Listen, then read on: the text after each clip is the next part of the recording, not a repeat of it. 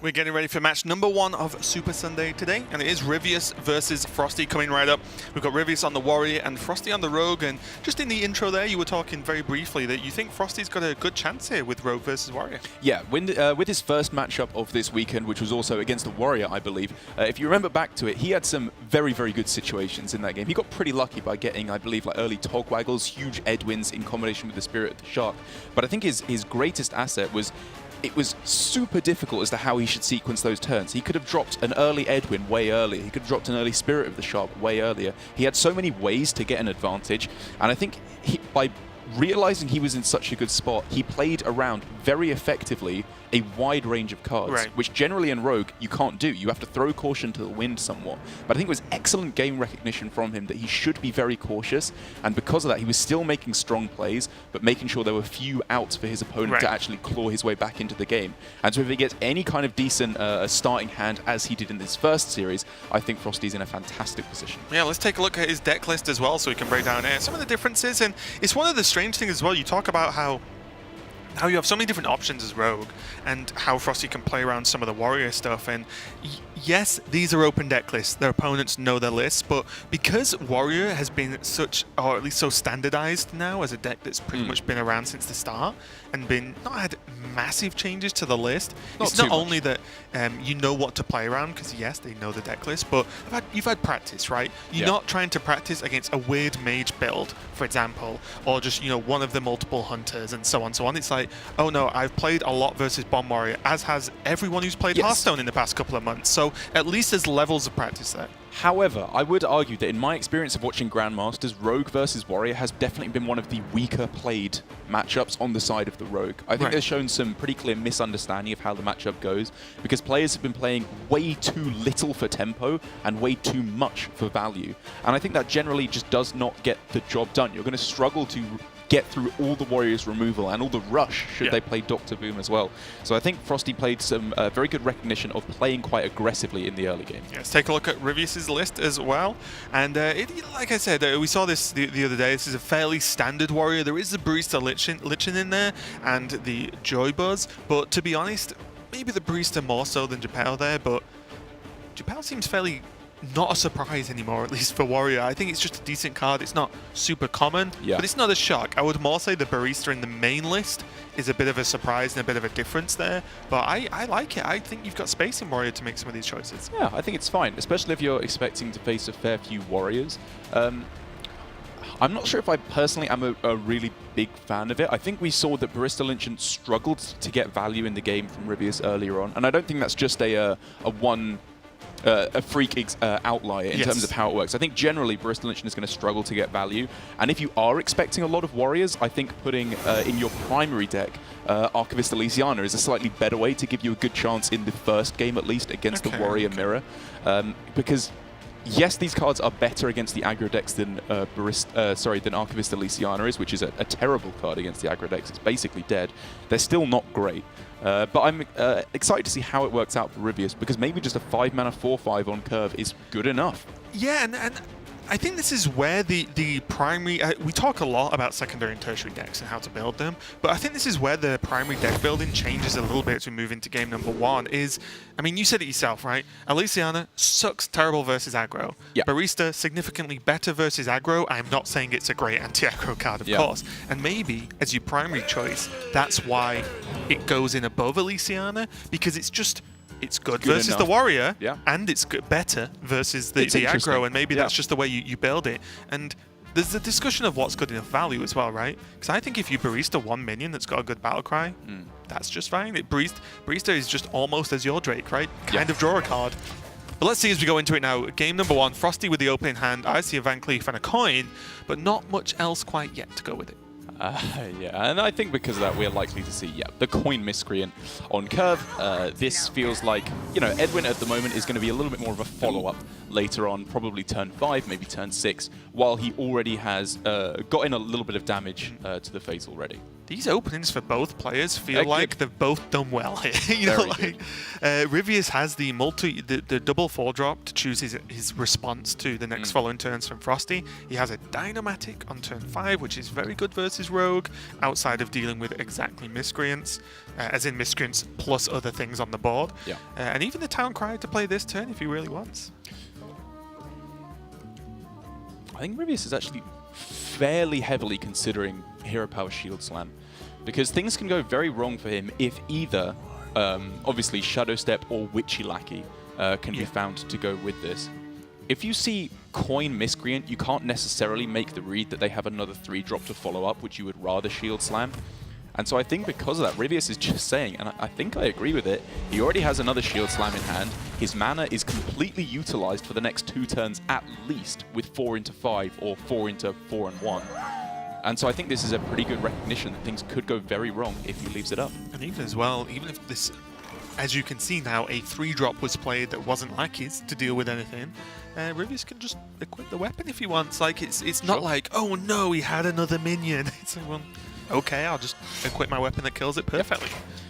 I think, yeah, I like the weapon over the Militia Commander. You don't want to have a 2 or 3, well, a 2-health Militia Commander floating about for Dynamatic next turn, because he wants to leave the option open of trade Dynamatic to kill off whatever comes down from FroStee.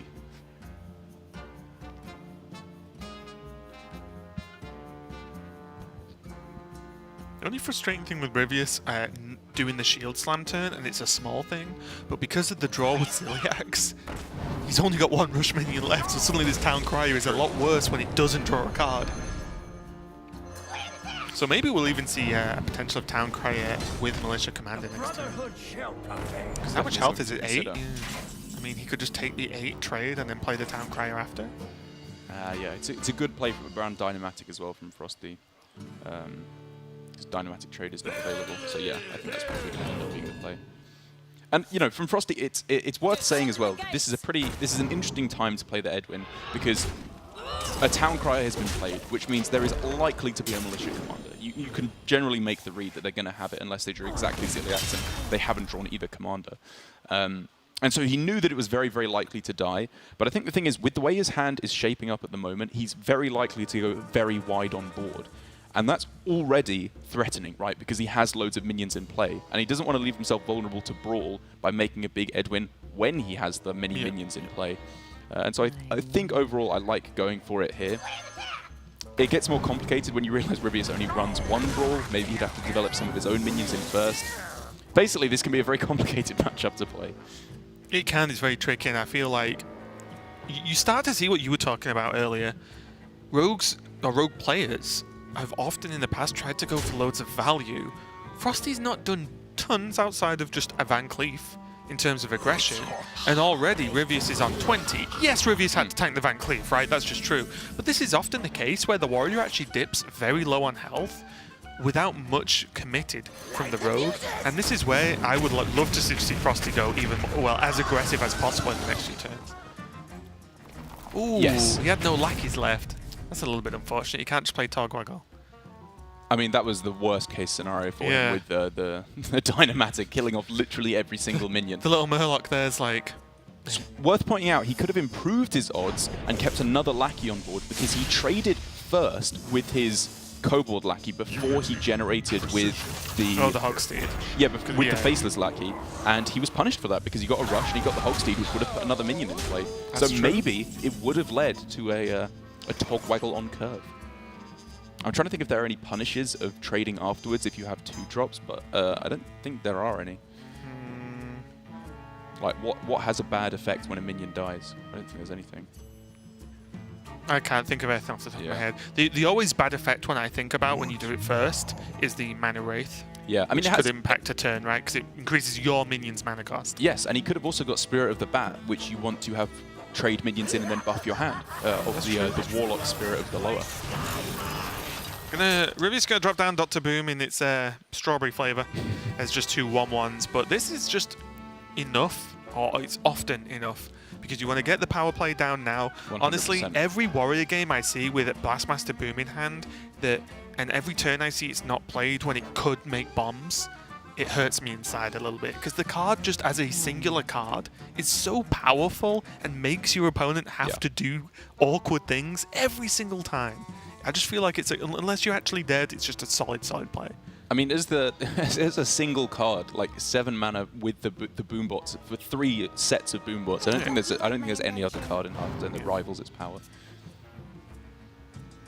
Ooh, okay. Well, Frosty's getting hold of a decent amount of stuff now. Spirit of the Shark, along with just having access to lackeys, as well as King Togwaggle, or High Spiral Togwaggle, sorry. It means that he has got value options, but he's also got an 8/8 that he can play this turn. And you even see the sap on the Blastmaster Boom, as I'm naming all of the multiple cards we've seen run. But he's going to get rid of Blastmaster Boom and say, well, actually, yes, I've done a good amount of damage, and this is my aggressive stance, and I love it. This is what I said I wanted to see. I like this a lot too. I think it, it means that if Ryvius does want to play Blastmaster Boom again, he's very likely just going to die, and so it pretty much forces the brawl. If the brawl is not there, FroStee just wins. If it is, he's got very strong follow-up. And the good thing is, very strong follow-up. It's not like Boom was going to refill the board either, because it was sapped and Boom was only a 1-bomb Boom. It means that it wasn't even that detrimental for the brawl to say, 6 Boom bots hit face. Yeah. Oh yeah, oof, indeed, there's a Leroy. Yeah, this is starting to look very juicy for FroStee. I imagine, we're going to see the Wand looking for more of those damage options. It seems crazy to say, but Shadow Step would be pretty close to the dream card to find there. Yeah, I think outside of looking for damage, just drawing cards is most important here for Frost. He just wants to draw. And like you said, if he draws Shadow Step, well, the Wand is just a better Arcane Intellect, which will win him the game. Yeah. So it's fantastic overall. And Ryvius has just been mown down a little bit here. I'm not really sure what he can do that actually feels good. I mean, I think it's not that dire of a position, considering the onslaught that FroStee has had early on. If he can find himself a little bit of extra value, which, I mean, he actually has, to be fair, already in the Blastmaster Boom, I think Ryvius is in a pretty good spot. Okay, well, let's see how it works out. Reasonable. My worry is FroStee has so many good draws off this Wand that can just break the back of the game, I would say. Look at Ryvius. That's a good one. That's a good one. This is what That's also a good one. This is what I mean. 11 mana discounted. Oh, no, okay, definitely doesn't, because it costs 3 mana. Because what he can do is, like, Leroy, play the Waggle Pick, and then replay the Waggle Pick to have a free Shadow Step. I mean, he can look at Spirit of the Shark on this turn, right? With the three free cards that he's now generated, it could be Spirit of the Shark, and Cable Rat, and SI7 Agent. Also, because of the Elix, Spirit of the Shark is relatively safe from a Dynomatic as well. Good point. But yeah, he can use the Waggle Pick to break a Waggle Pick to gain the Shadow Step effect in the same turn, which is sick. That is true. If he even needs to, but he can. So next turn, not that he needed to do it, but he could have Leroy equip the full Waggle Pick, hit for 10, and then re-equip the Waggle Pick to bounce the Leroy. It would have been so nuts. Okay, that's the out. This is Ryvius needs a miracle of this. Like, he needs Ziliax, I think, to have any chance at all here. Ziliax Omega Devastator, I think, could have wrestled him back into the game. This, however, does not. Yeah. There was even at least for a chance if he'd drawn Clockwork Goblin instead. Oh no, that wouldn't work. I think chance of lethal. Yeah, there was like no, not lethal. I think there was just like Boom into Warpath and just hope the Boom bots do magical things. But we can see that wouldn't have been enough. But from Ryvius' perspective, maybe it would have got there. But we can see it does not matter. If anything, Ryvius just made the guaranteed Leroy bounce from the Waggle Pick for him, and FroStee takes game number 1. And that was just a good game. I've got not much to break down from that, to be honest. Yes, the Van Cleave came down and required a face tanking, which was correct from Ryvius. Of course, it was a clear. Only hit him once. But that amount of damage was just enough to say, well, maybe I can lean a bit more into this, and then a bit more and a bit more. And you see why both of us talk a lot about Rogue just playing as aggressively as possible in this matchup. I think it was just great recognition from FroStee. It was another match where he had lots of good stuff, and he sequenced it, in my opinion, very well. The Edwin coming down when it was just a Shadow Step on a Kobold Lackey. It wasn't particularly high value, which you see a lot of players going for Step on Togwaggle, perhaps later on in the matchup to get another Wand. And that's generally a kind of situation, although there are obviously positions where that's correct, where I think it's too slow. It's a little bit too value-oriented style of gameplay, whereas with the way that FroStee's deck is built, with a lot of damage in there, the Waggle Picks, the Leroys, the Life Drinkers, I think he recognized his biggest strength, which was get value off the cards that you need to, but what that value gets you is more damage, and you're just constantly pushing damage phase, and he recognized that, put his opponent into difficult situations, and it could have gone even better for him because Ryvius had most of the answers he needed. If he hadn't had them, he would have died even earlier. Yeah, and down to, I would say, off the back of that one sap on the Dr. Boom, just buying him that little bit of wiggle room. Yep. To push the extra damage was really good for FroStee. So he takes game number 1 versus Ryvius. We're just going to step away for a second while we set up game number 2. Don't go anywhere. We'll be right back.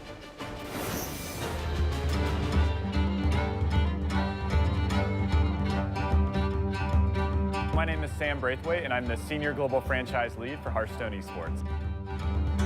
This event was especially cool because it takes place right after the brand new expansion, Rise of Shadows. Historically in Hearthstone Esports, we do our big events like this towards the end of an expansion cycle, but we really wanted to shake things up and really showcase that not only is the world champion the person who can pilot the best decks, but also the person who, when presented with a brand new game, can put together the best decks leading into the World Championship. Cheers to you guys, the sold-out crowd here for the HCT 2019 World Championship.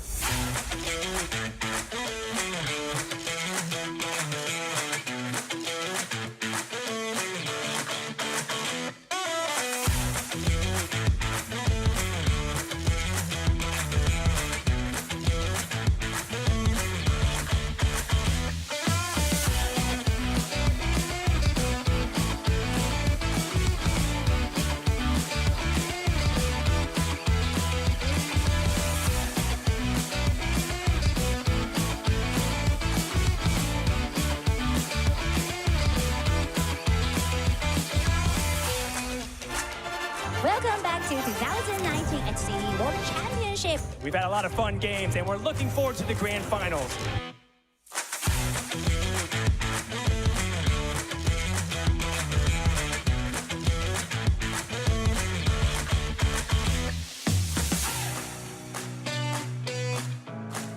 Showdown. Viper versus Hunter Race. Only one can be the champion. Oh, come on! Alex, we dead? Wacko pick a face coming out from Hunter Race. It's now or never. Arch-villain reform. Okay! In a completely solved game, Hunter Race finds a way to maximize his chances. It's been a wonderful journey throughout the past few years of the Hearthstone Championship Tour, where stars were made and dreams came true.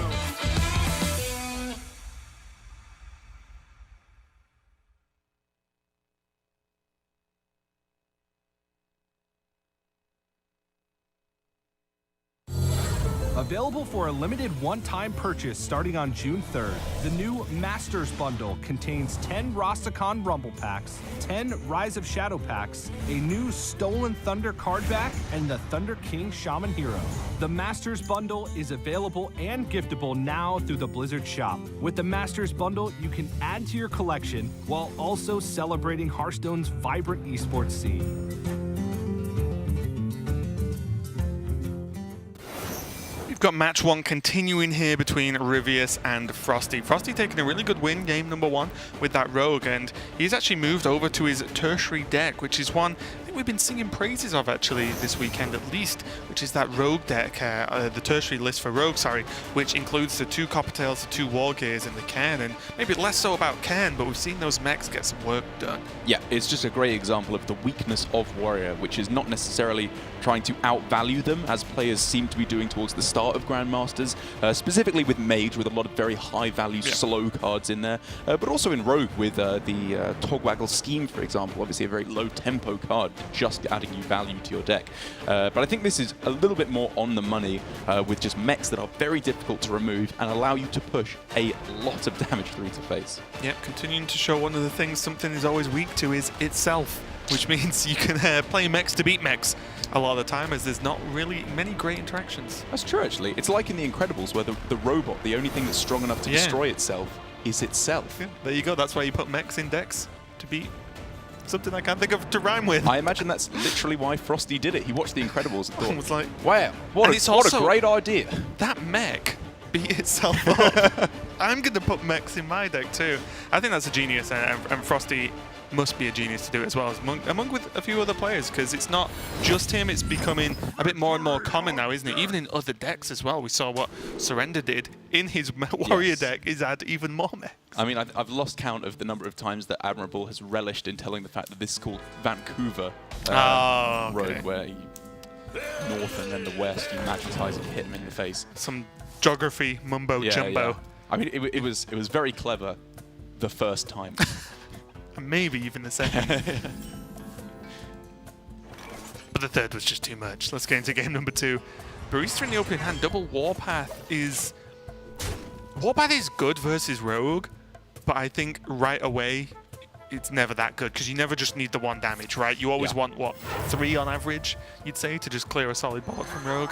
So it's going to be a while before Ryvius probably gets much value from these. Yeah, I mean, in the games we've seen from FroStee, he's never been very weak to Warpath, I think, once. Because it's always been either 1 big minion or a wide board with at least 1 big minion in it. Because he had the Sea Giant when he got brawled. He had the Edwin on turn 4 earlier on in his previous game. And so I think Warpath can be very good against Rogue, obviously, with all the lackeys they generate. But if played correctly, and if you're dealt the right hand, of course, it won't even be anywhere near as powerful as some of the other cards. Yeah, and one thing we didn't go too deep on when discussing FroStee's deck building, because we were talking about Incredibles, is the removal of... He's lost Waggle Pick, he's lost the Sea Giant, he's lost the Sap that was so instrumental in his win in the last game. Yes. So there are sacrifices to be made in this specific build of what FroStee's chosen to remove, and the sacrifice is actually a reasonable amount of damage. So when you swap like cards that have a history of doing a lot of damage in games very consistently, for cards that don't have that depth of history, they really better pull their weight, because the second they don't, you might just lose. But luckily, from what we've seen so far, the mechs do. And I mean, also, it's not insignificant that if you put in risky cards that people haven't seen before and they don't work out, you kind of get ridiculed a lot of the time. You look stupid. You do look a bit silly. Or even when you bring a deck that performs poorly, like with... for example, Pavel in the first week of Grandmasters, where he brought Nomi Priest, it could have been insane. If we'd found the right matchups, we could have been praising him for his incredible read of the meta. It didn't. It was one of the worst brings we've seen so far in Grandmasters. How fickle humans can be, Derek. It's almost like my opinions are based completely circumstantially rather than whether or not the inclusions are actually good or not. Only almost. Almost. Like, yeah, only almost. Obviously, I would never be that silly. From FroStee, though, in these last couple of turns, he's had, I think, by far the more difficult decisions. Ryvius has had a pretty easy, just, curving out, playing his cards. But from FroStee, I really like his decision on turn 3 of stepping the Miscreant and playing it again. Because it was very easy to step it and play the SI7 agent, I think. But he was using the information that Ryvius had given him so far, which was pretty much purely Town Crier has been played, which means, again, Militia Commander, very likely to be in hand. So you want to go wider. That's exactly what he did. He still cleared the board, and it meant that even when Ryvius did find the Militia Commander, he still didn't think it was worth playing. So very, very nice play around from FroStee of the limited information he had. What do you think about that pick there? He went for the Clockwork Goblin. He does have Blastmaster Boom in hand, so that is going to help massively and probably one of the driving forces there. Was that over Safeguard? I was looking at Safeguard, because there's no Sap in the list, because it's what the card FroStee cut, or one of them. And Safeguard, just even if it slows the game down, I feel like that's exactly what you want versus Rogue from how we've seen this matchup played out time and time again. I think it's mainly the Blastmaster Boom. Let's push it over the edge. Yeah. I mean, I can get behind that, don't get me wrong. You've also got to remember that, Safeguard is just not that good of a card.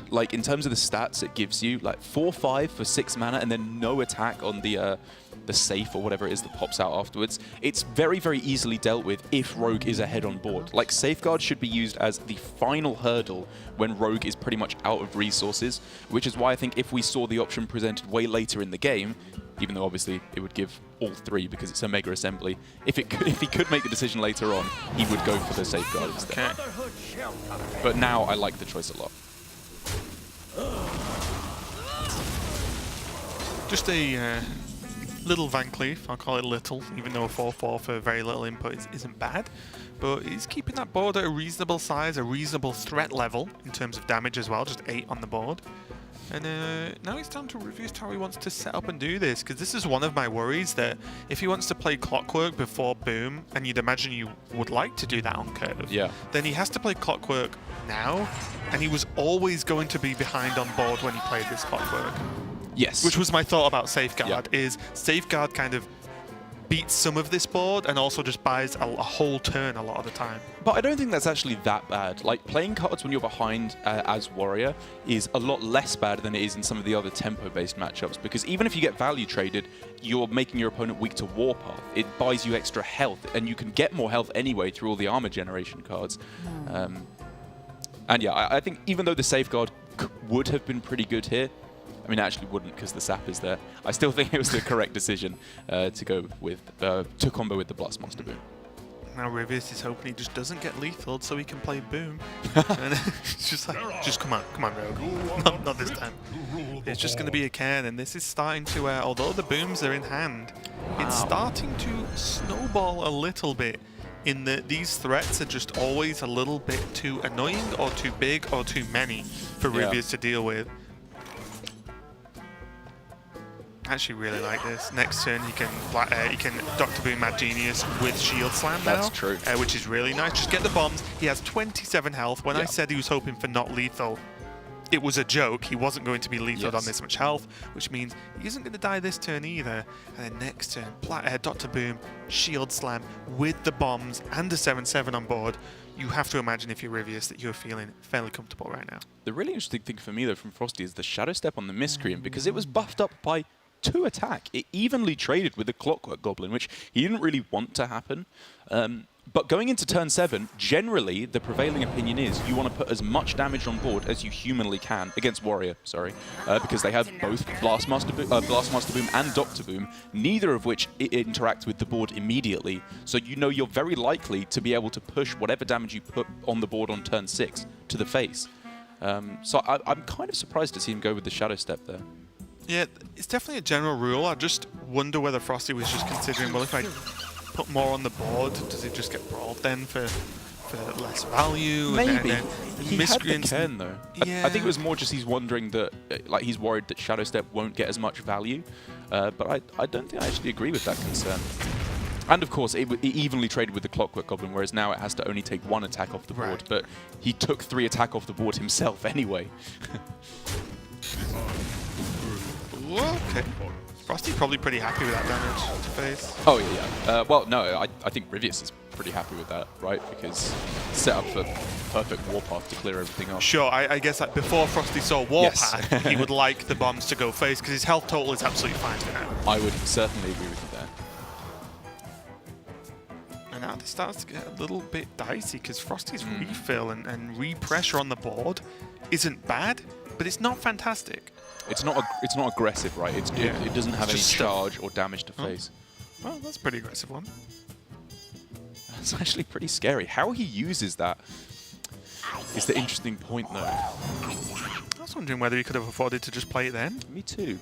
There aren't that many cards that really deal with it, especially with no Dr. Boom Mad Genius live. It means that Rush isn't really a factor. It's the turn before Omega Devastator can clear the board as well, anyway. And FroStee knows that Ryvius very likely wants to just replay his Blastmaster Boom, which He is could have taken a dagger, which not the most impactful thing in the world right now, but it's still 2 damage and maybe helps you in some way later.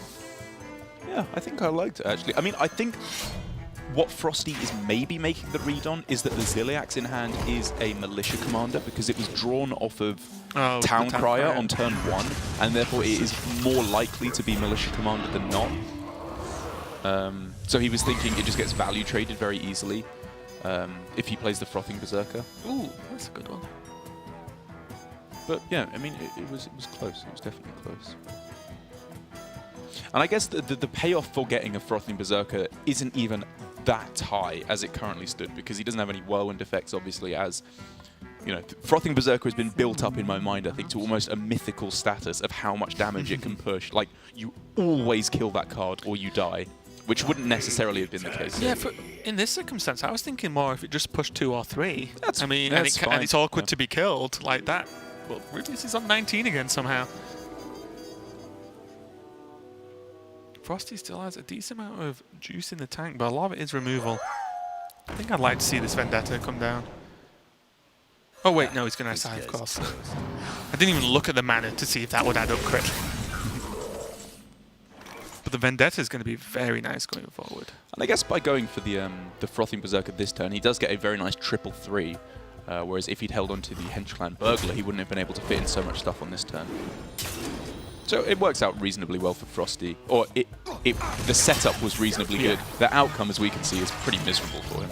He gets... Oh, we got Zap as well. That is very nice. Yeah, 2 out of 5 there to have a clear on the Blink Box, which is obviously the dream, because now we can just see a very easily set up for Ryvius, where, I mean, with just the Blastmaster Boom for 2 boom bots, he can already start to move towards lethal.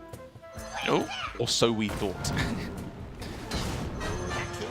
And again, I think it's just a pretty standard 1 tier for FroStee. I'd be a little bit surprised if he picked anything else. Yeah, with only one wand in, only 1 bomb in deck, sorry, it's not all too much of a concern as to whether or not he'll draw it.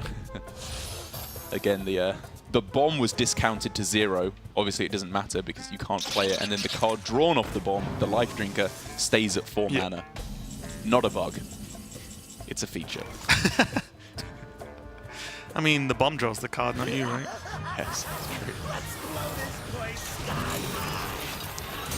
Oh, wait. Of there course, was more bombs. Yeah, it's the 2 sets of bombs now. Even better. That wasn't too bad then for FroStee, to be honest. 1 out of 3.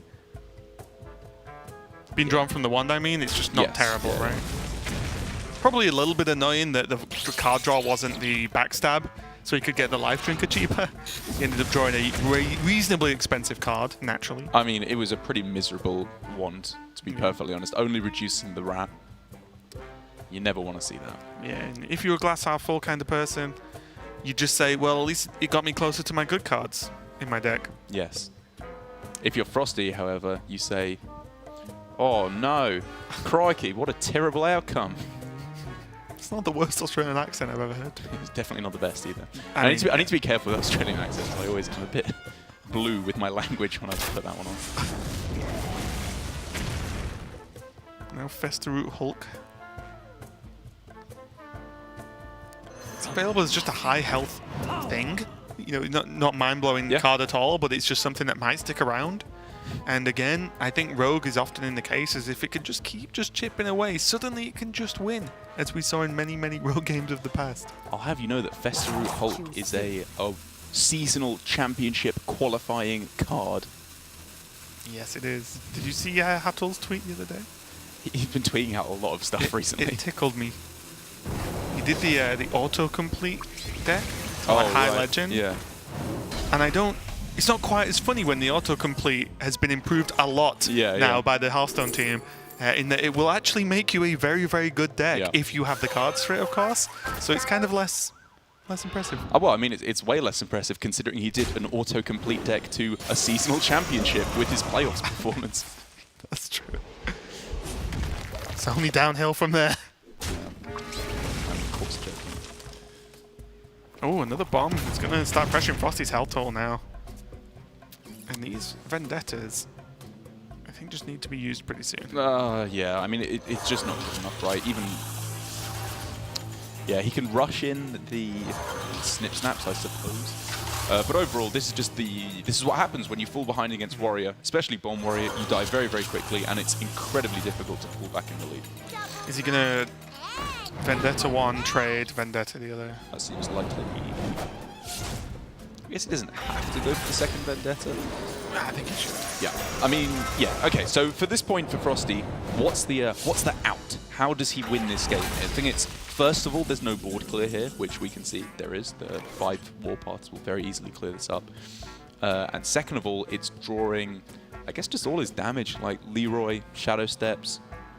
I mean, that's pretty much it. He's running a very low damage version of the deck now that the Waggle Picks and Life Drinker are gone. It? Like, even just the Waggle Picks. Such a big difference. There's 16 damage effectively in the deck you're missing. I think I'm somewhat hypocritical when I look at the cards that players remove against Warrior, because when I see players remove cards from the Rogue like Backstab, or I guess Sap even, like the early tempo-y cards, I'm like, or even SI7 agents, it's like, you know, you want to keep those cards to fight for tempo early on. I don't think that's necessarily the way to go. But when they take out the Waggle Picks and the Life Drinks, I'm like, you know, you want to keep the damage in. That's not really how you play against Warrior. It's just like... So what you want to do really is have the tech cards, join the actual cards you would swap them with, and when you draw them, you can choose which one you want to have. Yes, that's That what I would think be pretty players should do. powerful. Ryvius actually taking an alternate line here Oh, that would be... of not going for the Warpath, which is actually quite smart, I think, because it just puts him ahead on board, right? Imagine that as a Tavern Brawl. You build 2 decks of the same class, and then when you draw a card, it's a choose one between each deck. Yeah. Something to consider. You can't duplicate cards.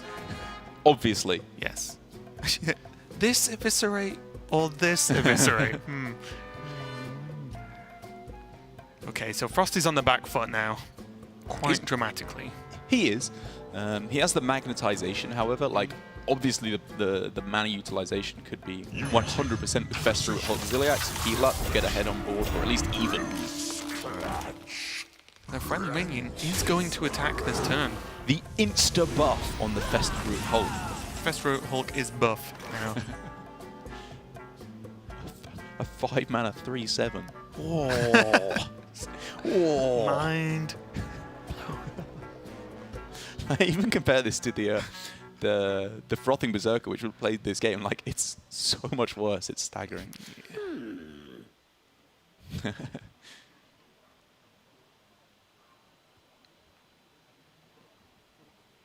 I think, yeah, this snip snap's more annoying than anything else right now, isn't it? Although I think Goblin into Barista's just fine. Yeah, Goblin, Barista. Maybe he wants to fit in a hero power in addition to the Warpath. Oh, I mean, right, okay, with okay, the Warpath, sorry, yeah. Do you not want another Goblin next turn to play? How does... He just wants to... I guess he doesn't have to kill everything, right? Yeah, I mean, is he afraid of a few 1/1s? I don't know. Although it would buff the Fester Hulk a lot if they all attacked. Oh my god, it's a great card! The He's gonna Fester make Hulk him snip Warpath. snap meta. Oh, it's only 2. I forgot about that. Yeah, okay, this seems pretty good. And this even, yeah, this sets up what for the Barista Lynch and double back, right? This was way the best. It was way the best. By far the best. Pinch plan. Represent.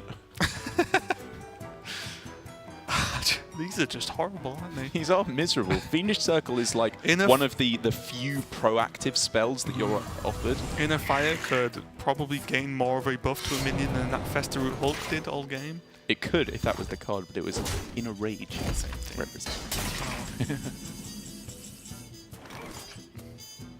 Oh. Hello there. Swing Dynomatic into Barista is a great turn. How does he... does he just go Dynomatic first, then Barista, just to like get the greediest amount of value? Oh no, wait, he can get the double value for it. Yeah. This is perfect. Oh my goodness. The turns you skip a hero power and are happy about it when it's Discover a Mech are the good turns as Warrior. This Barista was insane.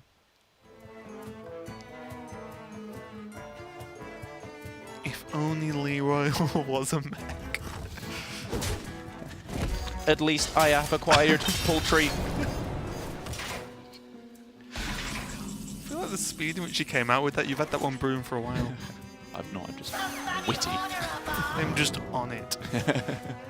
I mean, this is just a lot of damage as well, actually. You just suddenly go, oh wait, you can just hit him for 13, 16 with the hero power.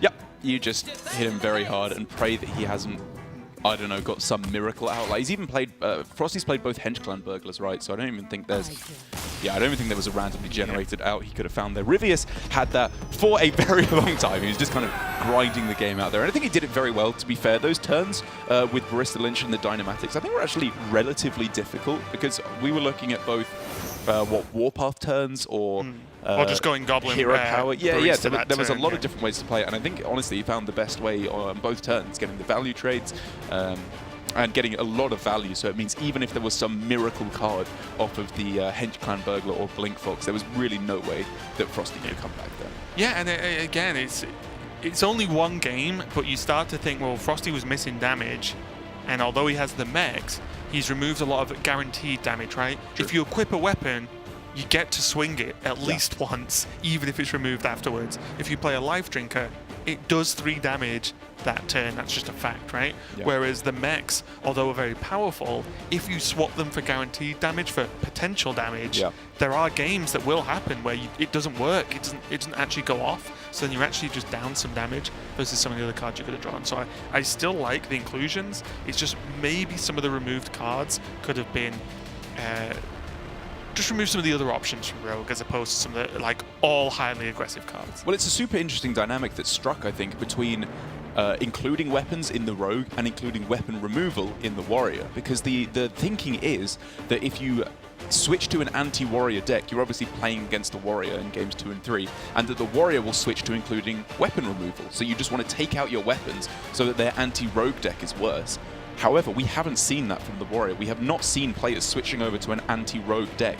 Generally, with the Warrior, the primary deck is the anti-Rogue variant, and we've seen very few players including weapon removal outside of Harrison. I believe Blitzchung is the lone player to include a weapons project this week, unless I'm mistaken. He's one of the few, at the very least. So I think overall for FroStee, I'd be interested to hear his thoughts about taking out the Waggle picks in the tertiary deck, because as it currently stands, I think there would be better cards to remove against specifically Ryvius, but against the wider field, maybe that's not the case. Yeah, and funnily enough, it's probably a little bit more frustrating that Ryvius actually doesn't run any weapon removal in his Warrior. There's just none, and he's not changing, and both players are sticking to the decks they just played. So there's just no weapon removal at all. So those Waggle picks are guaranteed damage. It's just 16 damage together, and also with the Life Drinker as well, it's just... I don't know, I think I would like to see a little bit more, and maybe next week we see this style in terms of the inclusions changed up a little bit with the removals being a bit different. Yeah, it's possible. And also, to amend myself, Shaxy's playing the full Control Warrior list, I believe, the double weapons project. But yes, in the Born Warriors, I think Blitzchung is the only one. As we are ready for Game of the Third here. Ryvius holding on to, wow, the Spellbreaker. I mean, obviously the Town Cry you're holding on to draw those all-important rushing minions. How do you feel about the Spellbreaker? Well, I was going to ask you a question. Oh, please go ahead. It's something I would ask Sottle, and I know what his answer would be. So I'm going to ask you, and I'm not going to tell you what his answer would be first. I also know what his answer would be. Shut up, Raven. That wasn't even rehearsed. So my thoughts on the Spellbreaker as a mere human being is that in Game 3, you don't want to get cleaved. And the Spellbreaker just removes that from happening at not a massive loss to the mulligan. And I'm not saying it's always keep Spellbreaker versus this, but it just means that if worst case happens, you have an answer that still just isn't a bad card to have in your hand. So it would be like, that stupid Raven, you should do serious mulligans all the time and not consider other things like that. Probably. But what do you say, Derek? I mean, I think because he already had, like, just Town Crier on its own means you have a good hand. Because you have a 1-drop, and you have a 4-drop as well, very likely with the Militia Commander. And because of that, I think he is more than warranted in keeping the Spellbreaker, because it locks out starts like this. It's just... Right, and it's just for me, because... There are so many decent draws as well between, you know, you're running 4 3-drops. You're running the weapons too. Like, there's plenty of good draws to stop. And I was more thinking of, you know, the silly Cleave. This is still good, obviously, but like the silly Van Cleefs that you just lose to if you don't have an instant response. And we've seen just 8 Van Cleefs just win games quite often. What don't you like? Very interestingly here, though, we've been talking entirely about Spellbreaker Edwin and how it was good for Ryvius should the Edwin survive. Or should the Edwin be played, sorry. It was actually really close, I think, on this turn between Spellbreaker and Militia Commander. I think the Spellbreaker was correct, but there's a very, very real punish to this play with Shadow Step, which both could be drawn, there's 2 of them in the deck, and also could be generated there. An Ethereal Lackey was just played on the previous turn, and as we can see, it didn't find a Shadow Step. It did find a Daring Escape, though, which is... I mean, that's even closer, right? Because it's not even technically that good at that point because you're losing a huge amount of tempo. I will raise you on this one. Please do. So, if obviously Shadow Step means replay Van Cleef. Yeah, we're going to see not exactly that happen, but kind of something similar to that happen. The Van Cleef lives. But in that case, and the Van Cleef can't trade into the Spellbreaker, and if FroStee had Backstab, he would have used it to make a bigger Van Cleef, right? Yeah. So then... if he replays a big Van Cleef, he has Spellbreaker plus Militia Commander to go into it. Unless it's massive, and if it's massive, it would have been massive the turn he played it, right? And then he would have silenced it. So I think overall the silence works out better. But you are right that there would have been a full removal. Van Cleef will never hurt me again this series. And I will raise you one further with what we're seeing from Ryvius, is that if the Edwin was Shadow Stepped and played again on this turn, there was a pretty good chance that the Spellbreaker survives, and then he can go for this play, Barista Lynchon on the Spellbreaker. But you kind of raised me with my point to a certain extent, but I'll agree. Well, yours was about the Militia Commander plus Spellbreaker, right, as opposed to the Lynchon plus Spellbreaker. But you were arguing it was the Militia Commander related. First. I mean, no, I was arguing that it was a consideration. I said in my opening remarks, if you recall, debate. Alexander Bagley. Oh, please don't call me that. I believe that the Spellbreaker was slightly better. Okay, well, regardless, it was a cool turn. And there's a lot of interesting points when you actually do put cards like Spellbreaker in your deck, and more importantly, keep them in your mulligan. Super close. Yeah. And in the meantime, though, while Tarek just went far too deep down that rabbit hole. I think it was by far the most interesting turn that's occurred this game. I don't know. I like Spirit of the Bat. Yes, that was a great decision by FroStee to roll Spirit of the Bat. But now Ryvius, and this is the issue, right? This is the fear when you're against Warrior is when they're ahead on board. Big it's that wow, you shouldn't be behind. You have to do something spectacular. And the second you are, now. you're probably going to lose on average. And what can FroStee do? He has straightforward the Ken Bloodhoof to drop down and say, it's not going to do anything right now, but it's difficult to deal with. But is it difficult to deal with? Because he knows Ryvius has a Spellbreaker in hand, which is a huge problem. Yeah. That known information is what makes this very difficult for FroStee, because, I mean, he'd also like to go for a big Edwin Van Cleef. He knows that the Spellbreaker's there. And I guess for FroStee, his thinking is, if you want to play on turn 7 a Spellbreaker, he's pretty happy about that. Well, I think Ryvius just plays Dr. Boom. Look how safe he is. As in Mad Genius? The hero, yes. Because, yes, it doesn't deal with things on the board that he could deal with. Yeah. But and yes, he could boom into Shield Slam next turn. But he could also boom on like the safest turn ever to play this card, and your game only generally gets better once you play boom, of course. And he can just kill the Spirit. He can kill off the Miscreant if he wants. And oh no, I have 3 minions that have Death Rattles, 2 of them, and my opponent just has a Cairn on the board. Yeah. I think the fact that he doesn't have Brawl in hand means that his minions should be valued a fair bit higher, because falling behind on board becomes pretty scary. But however, I think Dr. Boom makes it so much less likely that he'll fall behind on board anyway, because all his future mechs have Rush. So I think Dr. Boom is just the play. Dynamatic with Rush the turn after. He's like, well, okay. I love his consideration though. Yes. This was not a slam Dr. Boom turn, but in the end, I think it's a play Dr. Boom turn.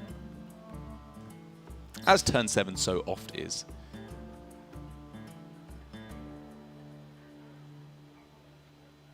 It's not a slammer, it's just a pog. Do you understand that? Were they like those little toys that you... Yeah, you're too young. It's another too young reference. So I was too busy playing with my Digivice. You big nerd. I'm pretty sure you were probably busy being a baby at that point. With my Digivice, I was very advanced for my age. Okay. Your age is like 2. You're there. My first word was Agumon.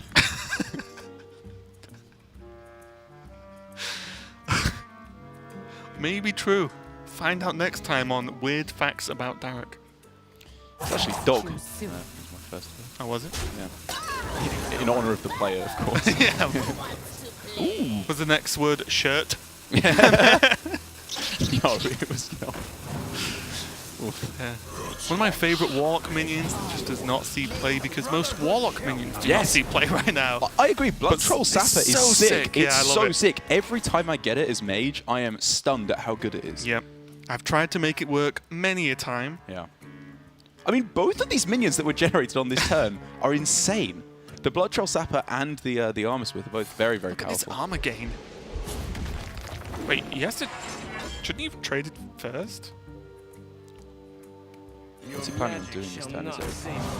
Because he could just double trade the... Oh, okay. Wait, is he just leaving the armors? It feels like it was wrong. a mistake. Yeah. Because the 2 punch... Yeah. Wait, what? Okay. Oh, so that was just wrong.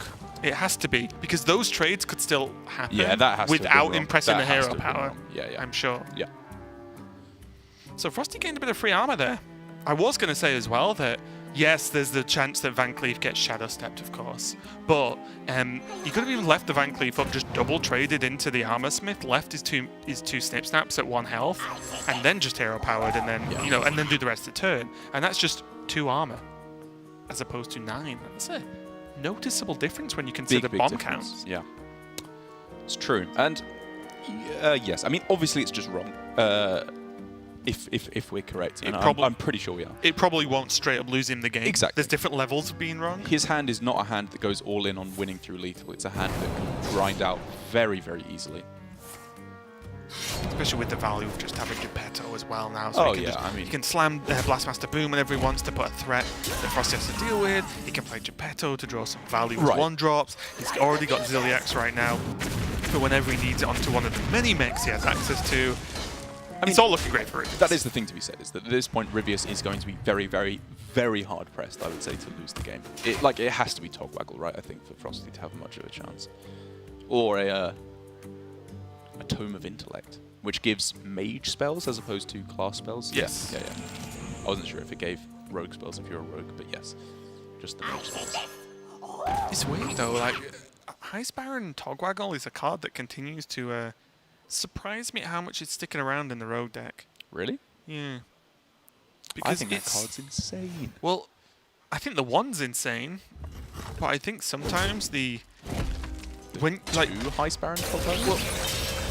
So my problem is Heist Baron Togwaggle realistically going to pull you out of many I need to go super late game situations? I don't think it does consistently enough. Fair enough. So I think, yes, it's good enough because it's a legendary, you just play it, you get your wand or whatever, you draw 3 0-mana cards, that is obviously powerful, but right now, it has to be Heist Baron Togwaggle into what? Well, I mean, this is a very, very bad situation for FroStee, even right? if it was just bad.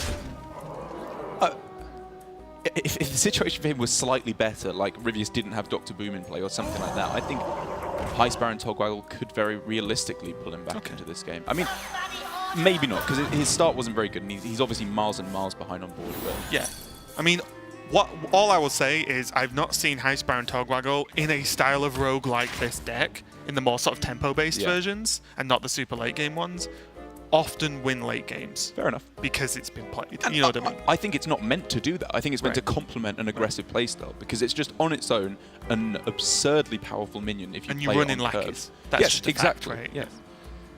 And I think it's the argument. I think there's a lot of credence that can be paid to is that you should maybe play a more aggressive style of rogue. For example, Hook Tusk Rogue that a lot of players have been messing about with.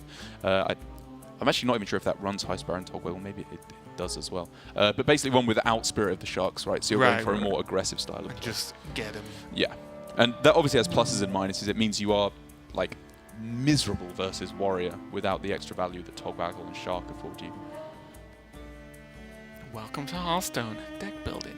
It's fun and interesting. It's very interesting. I think Rogue is in a very interesting spot at the moment. Like, you can even go for the raiding party versions. That's still a deck which players have been messing about with. Ball Control, I remember bringing it to Grandmasters a few weeks ago. In recent history, when I've been playing Rogue, the raiding parties one has been the most consistently successful because you just kill people a lot, and killing people a lot is good. Now FroStee's going for this snip snap. The Ray of Frost is not bad at all. It's just a very, very powerful spell, and it's just going to help block out some of this return swing from Ryvius and maybe make these trades a little bit more difficult. But it is FroStee grasping at straws. I mean, we can see Ryvius, right? Like, he is A-okay. Yes. There is little to no ability for FroStee to come back in this game. I think even with this... Oh, he's going to go through. Is this someone 4 or 2? Yeah, 4. Sure, yeah. Rush. Wouldn't you have traded the 1-1 away first? Maybe. It makes no difference. It definitely doesn't make. I'm just wondering, like, I think damage to face is good though. it's the query of does the average bomb do more damage than this 1/1 with a dagger equipped? Yeah, maybe it was slightly incorrect. I mean, in games like this, I like talking about the small things. Fair enough. I like talking about Digimon in games like this. FroStee is going to be able to heal for a lot and get rid of this boom in a fairly straightforward manner. To which Ryvius will swiftly respond, "No, you," and Ziliax him straight back, denying the second heal with the magnetization. I would imagine onto the Omega Devastator. Or he'll just go for the Geppetto Joy Buzz into his second Omega Devastator. I was thinking about that as well. And just snipe him that way. He could still clear the board with the hero power if that fails. I actually thought he was going to Geppetto last turn. Oh, really? Instead of the boom. I'll be honest, I wasn't 100% on how many boom bots were going to get summoned.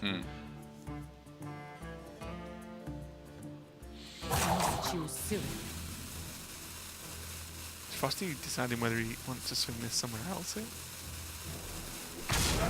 Ooh, removing the turn you spoke of, the return swing. Yeah. Now it almost guarantees a 2-for-1. Gets him more heal though, right? Is his main concern? He thought so. He only went and did it. I mean, Ryvius will have a much better idea of exactly what minions are left in the deck. Geppetto only draws minions, so you can make that quite reliable as the game goes on. Right, and for FroStee there, his play was, it was like a pick your poison, right? What do you want to be weak to, of Ziliax or Omega Devastator? And number 2. Omega Devastator number 2, yes. And Ziliax was also more likely to have been drawn because it's a rush, and therefore Towncry could have drawn it. But then you need to get into the discussion of which punish is worse, depending on which one you go for, because it's not they're both equally bad depending on which one they do have. Yeah, if you could play two like dual games of the same game, which one goes worse after that? Right, and I think it was fine. It had reasoning for it, right, and the punish was there, so it didn't work out for him. And you know, in this situation, obviously FroStee needs to make very, very big risks.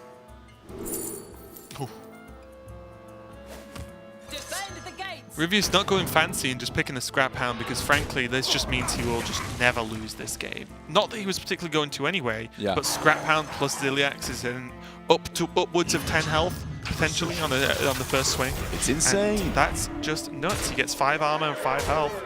And yeah, like I said, this was more just, I'm just never losing this game. It was already going to happen anyway. Play the cards this turn instead of the Boom Reaver next turn. And what this means for the group, as we do see FroStee going down, Ryvius taking the win, is it's getting even closer in Division A. Both players now moving to a 6-6 record. With FroStee, I believe he was in 3rd place there, just below Surrender at that point. He's now right back in the middle of the pack, with Ryvius moving a little bit further. He's just gone very even the last few weeks, win and a loss, and he could still get there into playoffs. They all could. It's safe to say, next week, Division A matches are gonna matter. It's gonna be hyped very, very heavily, as it will pretty much decide who does what and who makes it into playoffs. Absolutely huge. That was just match number 1 though. We've got Blood Trail versus Patra coming up for match number 2. Don't go anywhere. We'll be right back with some more Hearthstone.